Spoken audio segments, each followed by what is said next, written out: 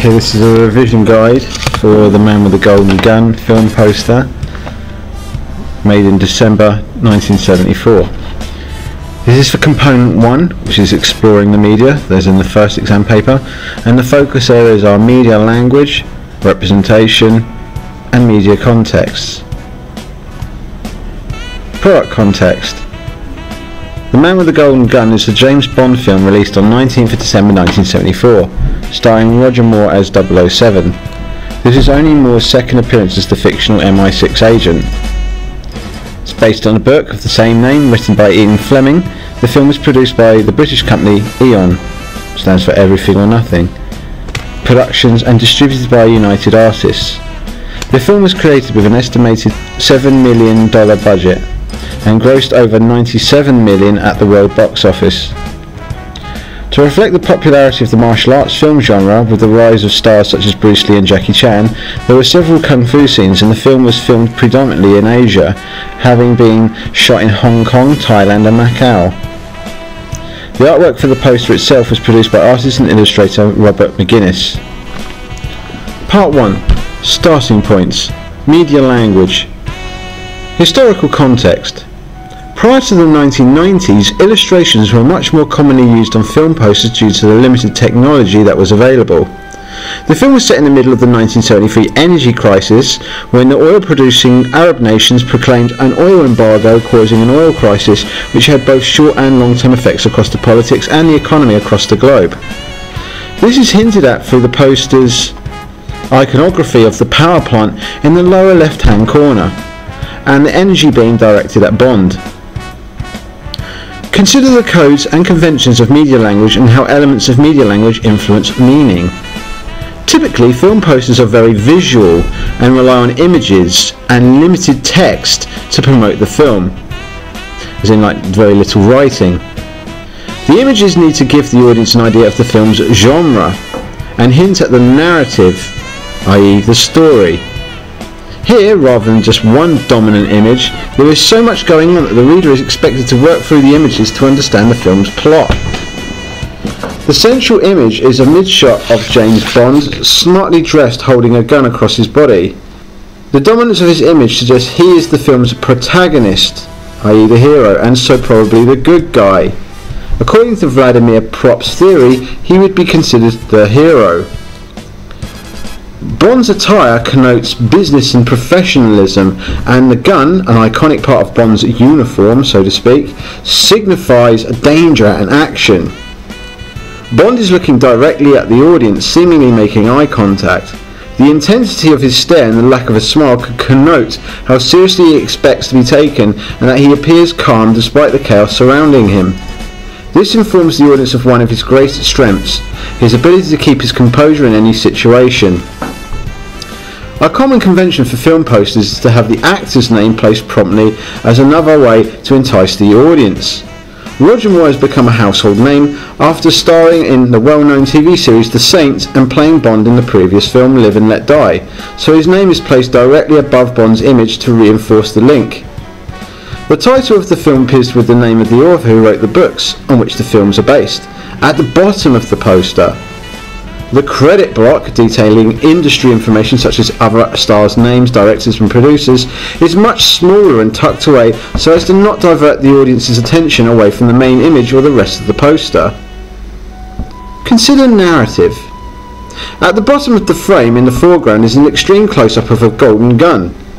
It is pointed right at Bond, and someone is loading it with a bullet engraved with his name, so the reader can interpret this as an attempted assassination on the protagonist. The colour of the gun connotes wealth and status, and the fact we can only see the hand of the shooter creates intrigue and what Roland Barthes, the media theorist, would term as an enigma code for the audience, as we want to find out who is trying to kill Bond. Okay, so an enigma code in its basic form is essentially anything in film and media that creates a mystery that we need to solve, that needs to be decoded, if you like, by the audience over time through watching something or looking at an image for a long time. Also, continuing Prop's character theory, we would consider this person to be the villain. Surrounding Bond are even more enemies and people trying to kill him. These images, combined with the images of destruction and explosions, are codes that signify to the audience that this is from the action thriller genre. So in other words, what I used to teach you is iconography. This is all iconography associated with the action thriller genre. As is typical of Bond films, the protagonist is flanked by females wearing very few clothes. Two of these women are highly sexualized, bikini-clad, slim with perfect hourglass figures and long flowing hair. Body language. One appears to be looking at the Golden Gun assassin whilst pointing at Bond, whilst the other seems to be pointing her arm out in front of him, seemingly protecting him. Others might argue that this is another Enigma code, suggesting to the audience that Bond has female allies and enemies, yet all look the same, making it hard for him to distinguish between them. Starting points. Representation. Social and cultural contexts. At the start of the 20th century, many film depictions of minority ethnic groups supported the dominant stereotypes of the time. To be pitied, to be laughed at, the exotic and/or dangerous. While society was progressing towards racial equality by the 1970s, some of these stereotypes were still in evidence in mainstream films. In addition, it's interesting to consider this poster in the context of the move towards gender equality and increased women's rights in the 1960s and 70s. Consider the representation of gender and ethnicity. At this time, Bond was already iconic. He was the nation's favourite secret agent, charming, suave, good-looking, and most importantly, always caught the bad guys, speech marks. This representation of masculinity told audiences that this was what a man had to be at the time. Intelligent, strong, and prepared to put yourself in dangerous situations.